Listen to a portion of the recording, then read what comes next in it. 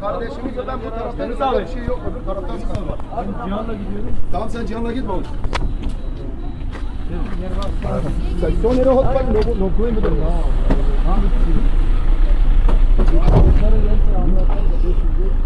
Sen kendini yine göster. Yok abi. Benden bir şey olmaz abi. Ne sıkıntı yok. Ne yapıyorsun şu tavara ben?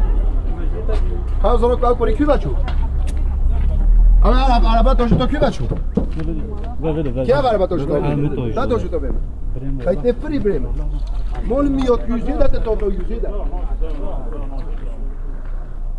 Kaya topadı mı olacak? Kaya topadı mı olacak? Senin bir şey yok. Tamam mı?